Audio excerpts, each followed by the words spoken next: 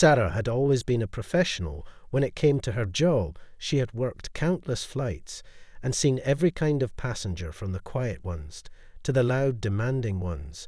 But today, something felt different as she made her way down the aisle of the flight from New York to Los Angeles.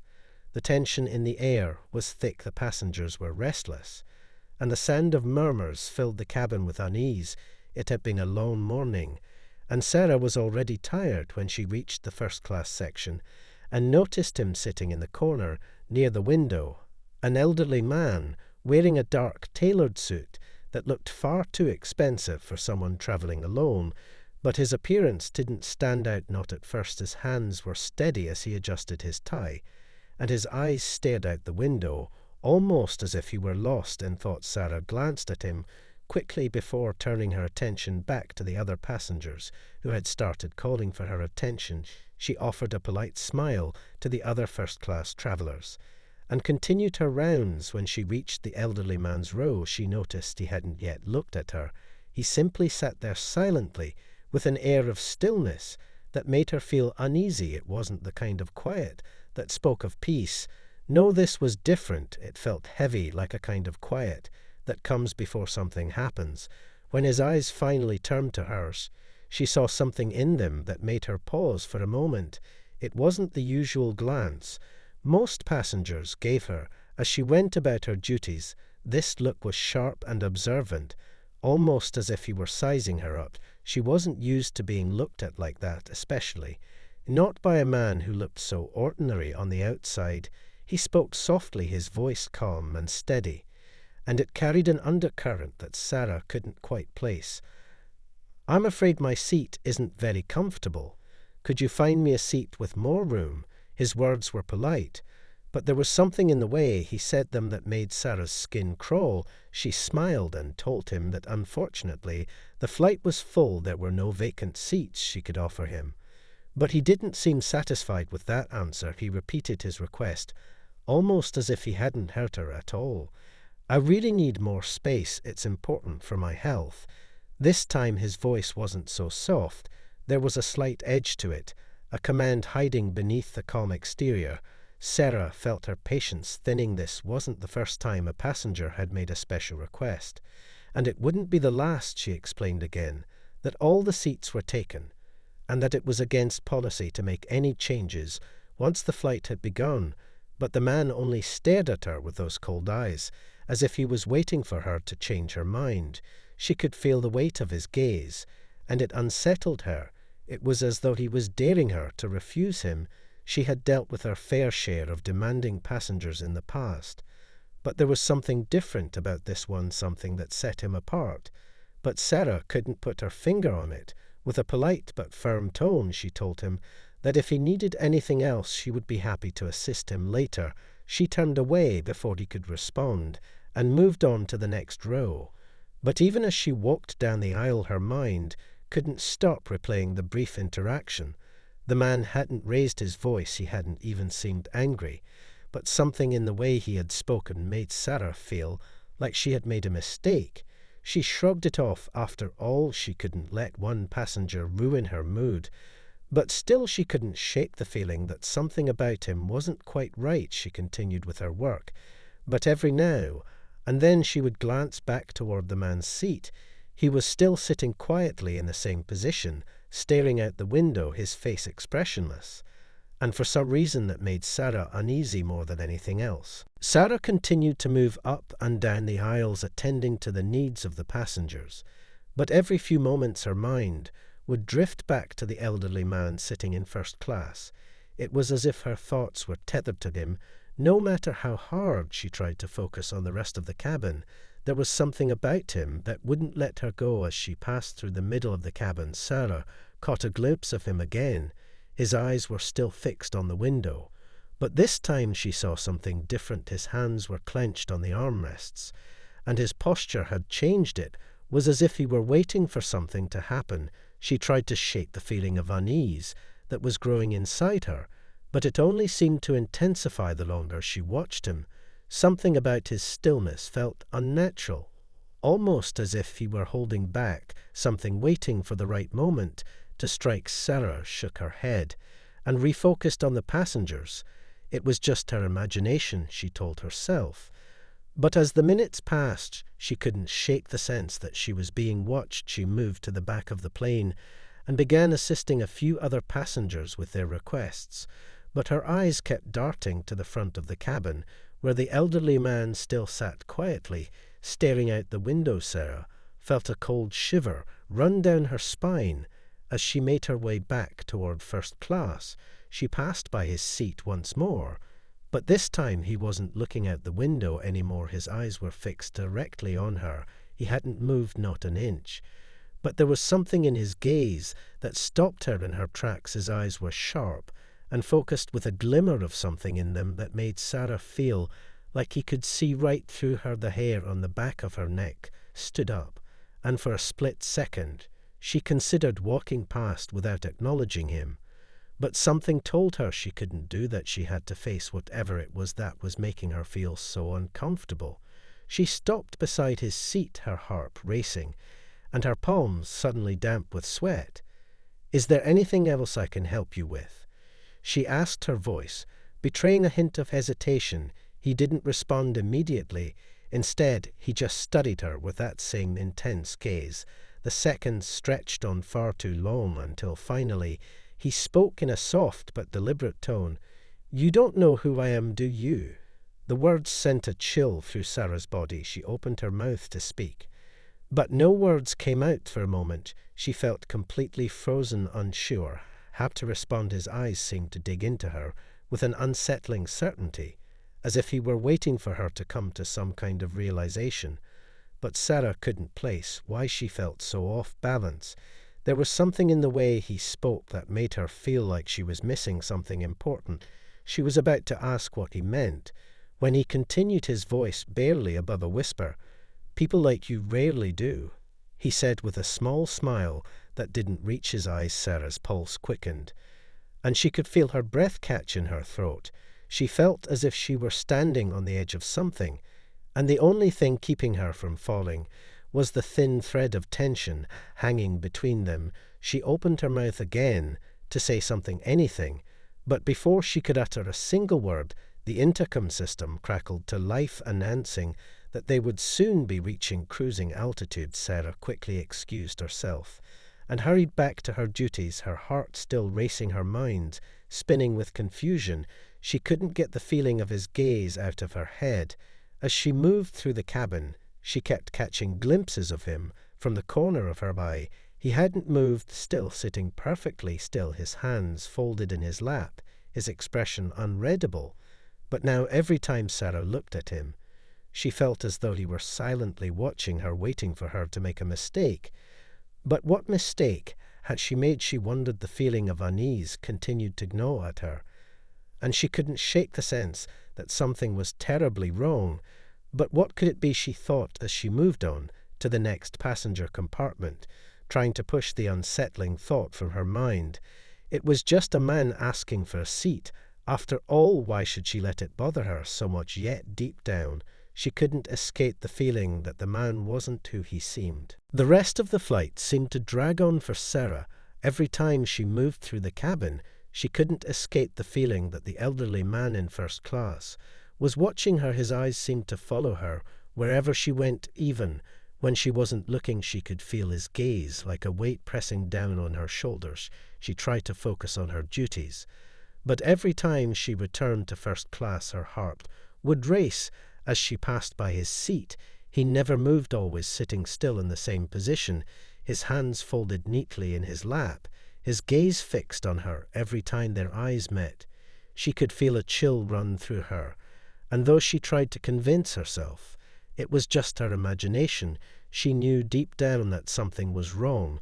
She had dealt with countless passengers in her career, and never had she felt this way before. There was something about him that set her on. Sarah couldn't shake the feeling that something was wrong. Even as the flight continued its descent into Los Angeles, she tried to focus on the task at hand, but her mind kept drifting back to the elderly man. His words echoed in her mind. "You will soon enough." She replayed them over and over, trying to make sense of what he had meant, But nothing seemed to add up. She glanced toward first class, where he sat still, unmoving, his eyes once again fixed on her. But this time there was something different in his gaze. It wasn't just cold or piercing. It was almost knowing, like he understood something that she didn't, like he could see through her. The unease that had been growing inside her since she first spoke to him was now a knot in her stomach. As the plane began its final approach, Sarah's hands trembled slightly as she gripped the seat back in front of her. She took a deep breath, trying to calm herself. But the feeling of dread wouldn't go away. She looked out the window at the sprawling city below, but even the view couldn't bring her any comfort. She kept glancing toward the elderly man, and every time she did it felt like he was waiting for something, like he knew that the moment they landed something was going to change, something that would alter everything. Sarah felt the air grow heavier with each passing minute, and the longer she tried to avoid thinking about it, the more intense the feeling became. Finally, the plane touched down, and the cabin erupted into the usual sounds of passengers gathering their belongings. Sarah felt a sudden sense of relief as the plane taxied toward the gate, but even then she couldn't shake the feeling that something was still wrong. As the seatbelt sign clicked off, Sarah began moving down the aisle to assist the passengers with disembarking. She made her way toward the front of the cabin, and when she reached first class, she paused for a moment, unsure of what to expect. The elderly man was still sitting there, staring at her, as if he had been waiting for her to come to him. She took a slow step forward, and then another, until she stood before him. Her heart was racing, but she didn't know why. She felt as if she had no choice but to face him now, even though every part of her wanted to turn and walk away. "Is there something I can do for you?" she asked, her voice soft. But tensed, he didn't respond immediately. Instead, he reached into the pocket of his suit jacket and pulled out a small card. Sarah watched him carefully as he held it out toward her. It was a simple business card with no name or logo, just a plain black background with a series of numbers and letters that she didn't understand. Her fingers hovered over the card, but she didn't take it. She felt a sudden coldness in her chest as she realized that whatever this man was offering her, it wasn't something she wanted to take. "What is this?" she asked, her voice barely above a whisper. The man's eyes locked onto hers, his expression unchanged as he spoke, his voice low and steady. "A warning," he said simply. Sarah's breath caught in her throat, and for the first time she felt a true sense of fear creep up her spine. Her mind raced, trying to comprehend what he was saying. But before she could ask anything more, he stood up slowly, his movement deliberate and controlled. He placed the card in her hand, and then without another word he turned and walked down the aisle, disappearing into the crowd of passengers. Sarah stood frozen in place, staring at the card in her hand, her heart pounding in her chest. She looked at it again. The series of numbers and letters felt like a code, something she wasn't meant to understand. But as she stared at it, something inside her told her it was important. Something inside her told her that this moment was a turning point, that the man had just set something into motion, something she couldn't yet comprehend. She watched the door close behind him, and then slowly her gaze returned to the card, still in her hand. It was then that she realized the moment had passed. But the unease hadn't gone away. In fact, it had only grown stronger. Something was about to happen, and Sarah couldn't escape it. Whatever the man had meant, whatever warning he had given her, she knew deep down that her life was about to change forever, and there was nothing she could do to stop it. Sarah stood frozen in the aisle, her hand still gripping the business card that the elderly man had placed in her palm. She felt a cold sweat beginning to form on her forehead as the realization hit her like a wave. She had no idea what this card meant or why the man had given it to her, but every fiber of her being screamed that she should have never taken it. The numbers and letters on the cards swirled in her mind, but no matter how hard she tried, she couldn't make sense of them. It wasn't a phone number or an address, nothing familiar. It felt like a riddle, a code that, if broken, could unlock something she wasn't ready to understand. The passengers around her were beginning to leave the plane, but Sarah couldn't move. She stood there staring at the card, and feeling the weight of something unspoken in the air. It was as if the entire cabin held its breath, waiting for something to happen. She glanced toward the exit, where the man had disappeared into the crowd, but he was nowhere to be seen. Had he even really been there? Or had her mind played tricks on her? She thought about the way he had looked at her, how his gaze had felt like a silent warning, something far darker than just an odd passenger, request something more that she wasn't yet prepared to face. As she stood there, her thoughts raced, and she felt a strange sense of urgency, as if time was running out. She couldn't explain it.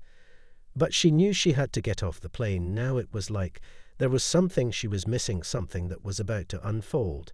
But she couldn't figure out what it was. With a shaky breath, Sarah began to make her way down the aisle, her mind still focused on the card, and what it meant. The last thing she wanted was to be trapped in this haze of fear. But she couldn't shake it. The card felt like a key. But to what she had no idea, she moved quickly toward the exit, trying to push past the strange feeling that had settled in her chest. But as soon as she stepped onto the jet bridge, her phone buzzed in her pocket. Sarah pulled it out and glanced at the screen. It was an unknown number, and for some reason she hesitated. She almost didn't want to answer it. But something told her she had no choice. She slid her finger across the screen and put the phone to her ear. Her voice was shaky when she spoke. "Hello." There was a brief pause before a deep voice responded. It wasn't the voice of the elderly man, but it was just as unsettling. "You've met him, haven't you?" The voice asked calmly. Sarah's breath hitched in her chest as she looked around the jet bridge. It was nearly empty, and the walls of the terminal seemed to close in on her. Her heart pounded in her chest. But she didn't respond, not sure what to say. The voice continued. "The man you spoke with on the plane, you don't know who he really is, do you?" Sarah could barely breathe. She felt the weight of the words pressing down on her, as if they were suffocating her. The phone was still pressed to her ear, but she couldn't speak. Her mind raced with 1,000 questions. But nothing came out. Finally, she managed to choke out, "Who is this?" The voice on the other end chuckled softly, but there was no warmth in the sound. "It doesn't matter who I am." The voice replied, "What matters is what he gave you." Sarah felt her knees go weak, and she had to grip the railing to keep herself upright. The voice continued, "That card you're holding, it's not just a card. It's a warning, but you're too late." She felt a wave of panic flood over her as she gripped the phone tighter. "What do you mean, too late?" she whispered. But the voice didn't answer. Instead, the line went dead, leaving only the soft hum of the terminal and the pounding of her heart in her ears. Sarah stood there, frozen, unsure of what to do. Her phone screen had gone black, and the card in her hand seemed to burn with an unfamiliar heat. The terminal around her felt like it was spinning. She wanted to run, but where would she go? She had no answers, no idea who had called her, or why they were connected to the strange man. But one thing was certain. This was no ordinary warning. This was something deeper, something more dangerous than she could have ever imagined, and she was already caught in its web. Sarah stood there in the empty terminal, her heart racing. As she stared at the black screen of her phone, she could still feel the echo of the voice in her ears, those words ringing in her mind. "It's too late." She couldn't understand what it meant. What had she gotten herself involved in? Who was this person on the other end of the line? And what did they know about the elderly man? She turned her gaze to the card, still clutched tightly. In her hand, the numbers and letters seemed to mock her. No matter how much she stared at them, nothing made sense. She felt a sickening knot in her stomach, the feeling of dread growing heavier with every passing second. She glanced at the airport exits, as though she might find some kind of answer outside. But she knew it wouldn't be that simple. She couldn't just walk away from whatever this was. There was a deep sense of inevitability hanging in the air, like a storm waiting to break. Sarah's legs felt weak, and her mind was spinning as she walked toward the exit. But something in her gut told her she couldn't go home. She had to figure this out. She had to know what was happening before it was too late. But where could she even start? She thought about the elderly man again, the way he had looked at her with that cold, unblinking, stare the way his words seemed to carry a weight that made everything else feel insignificant. She had been so focused on getting away from him that she hadn't taken the time to really think about what he had said. "You will soon enough," he had warned her, and now here she was trapped in the middle of something that felt bigger than herself. Sarah stopped suddenly, her foot frozen mid-step. As she realized what she had to do, she had to go back to the plane, not just to get answers, but to stop whatever it was that had started on that flight. She couldn't let it keep spiraling out of control. And yet as soon as the thought crossed her mind, she felt a new wave of panic wash over her. The flight was over, the passengers were gone, the plane was empty. And she couldn't go back. She couldn't confront whatever darkness was lingering there. It was too dangerous. But was it really over? The question echoed in her mind. As she turned back toward the terminal, her eyes scanning the crowded area for any sign of something unusual. There was nothing, everything seemed ordinary, but the feeling of being watched never left her. It was like a shadow following her everywhere. She went, she couldn't escape it. It wasn't just the elderly man anymore. It was something deeper, something older and darker that was slowly pulling her in closer and closer. The phone call, the card, the look in his eyes, they all connected in some way. But she couldn't see how. Sarah took a deep breath and pulled herself together. As much as she couldn't let fear control her. She had to figure this out before it was too late. But every step felt like a step closer to something she wasn't ready for. What if she was wrong? What if she wasn't meant to understand what was happening to her? What if she was already in over her head? She closed her eyes for a moment and took another deep breath. She could feel her pulse in her throat. Her chest was tight. But she pushed the panic aside just long enough to think clearly. What had he meant by the card? She thought about the series of letters and numbers again and tried to picture them in her mind, but all she could see were jumbled characters that made no sense. She felt a wave of frustration rise up inside her when suddenly a thought struck her. What if the code was something more than just numbers and letters?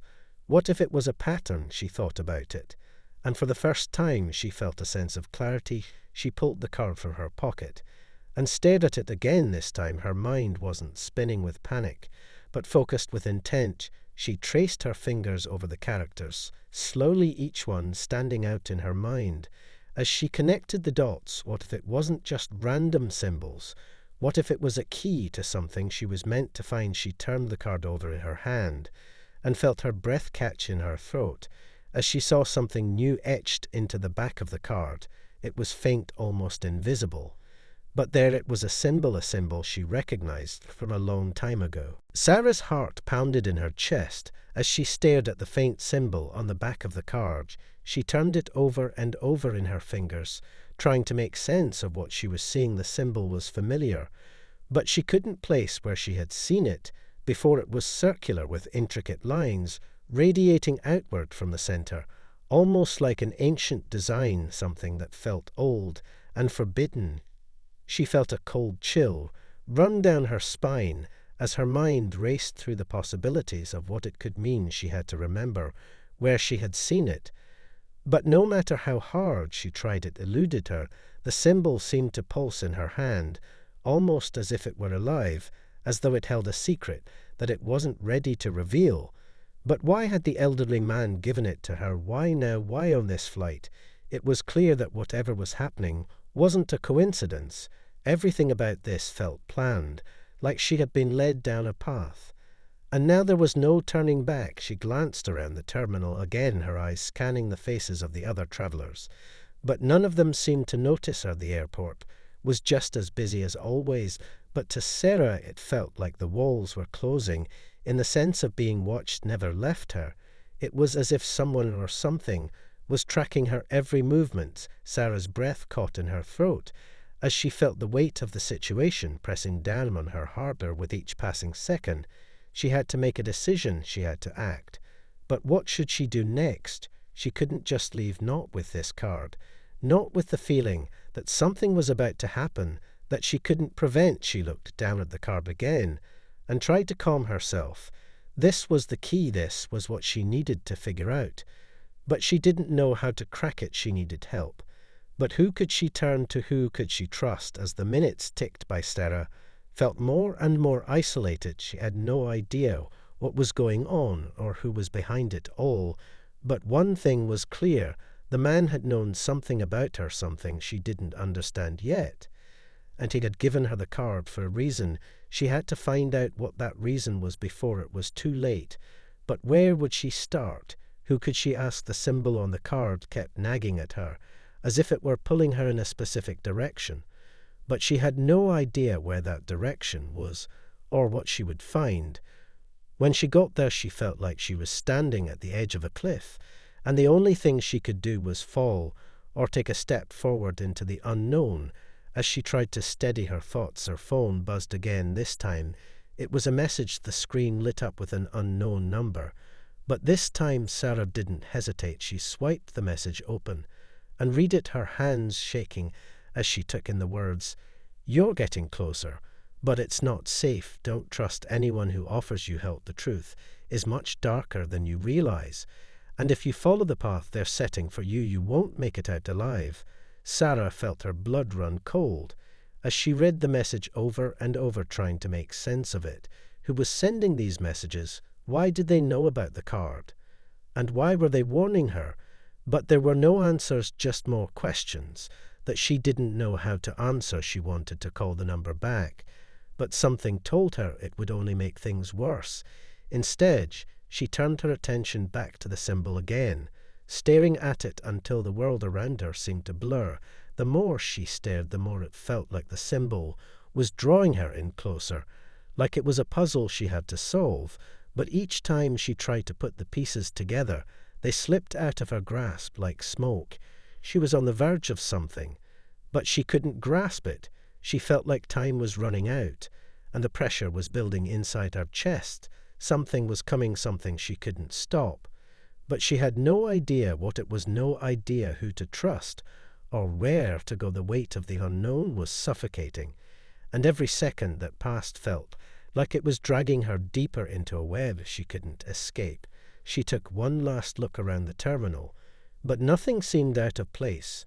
No one was paying attention to her, but the feeling of being watched only grew stronger, the sense that there was someone waiting just beyond her line of sight, waiting for her to make a mistake. It was all too much. Sarah had to get out of the airport. She had to escape whatever was happening. But as she turned to leave, she felt a hand on her shoulder, and the world around her seemed to freeze.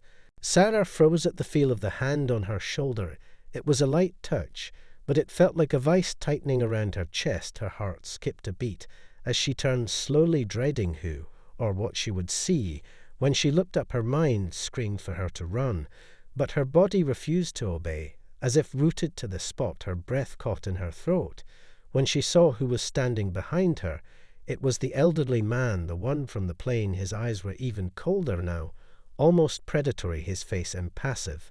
But there was something terrifying in his gaze, like he was watching her every move, waiting for her to make a mistake. The moment seemed to stretch on forever. Sarah felt the weight of his stare like 1,000 pounds pressing against her. But she couldn't look away, she couldn't speak. He didn't say anything at first, just stood there silently watching her. She wanted to scream, to ask him what he wanted, but all she could do was stare at him in fear. Then, without warning, he spoke, his voice low and smooth like honey, but there was no warmth in it. "You've made it this far," he said, and Sarah's skin crawled at the sound of his words. "But you don't understand what you've gotten yourself into, do you?" Sarah opened her mouth to respond, but no sound came out. The words were stuck in her throat. Her mind was a storm of confusion and dread. All she could do was stare at him, feeling the overwhelming urge to run. But she stayed frozen, unable to move. He watched her for a moment longer before he spoke again, his voice barely a whisper. "The card, it's not just a warning. It's a message that you were never meant to receive." His words felt like a slap to her face, and she took a step back instinctively.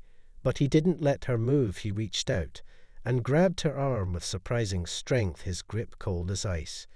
"You have to understand," he continued, his voice now tinged with a strange urgency.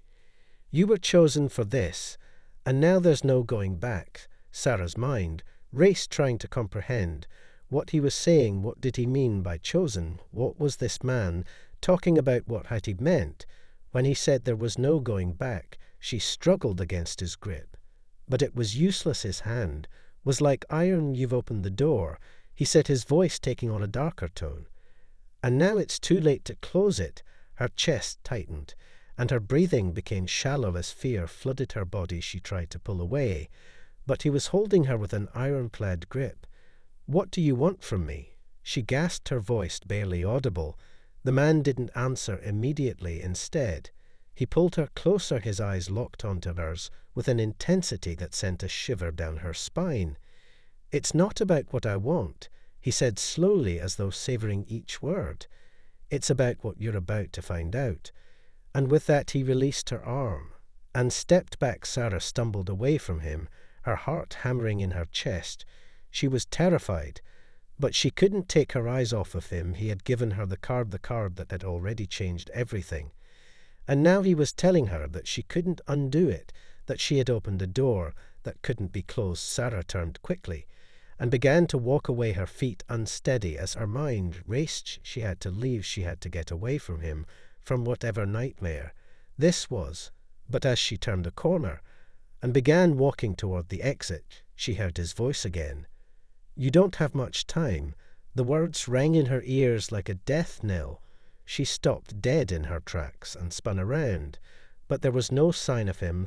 The terminal was just as crowded as before, but he was gone. It was as if he had disappeared into thin air. Sarah's breath came in shallow gasps as she stood there confused and disoriented, her mind spinning. She looked at the card again, the symbol still faint but visible in the dim light, and she realized with a shock that the symbol had changed. It was subtle but unmistakable. It was different, somehow like it was shifting, almost alive. She could feel the change in the air, like something was pulling at her, drawing her in closer to the unknown. Whatever the man had meant by his words, whatever he had set into motion, Sarah knew one thing for sure: her life was never going to be the same, and she didn't know how to stop what had already begun.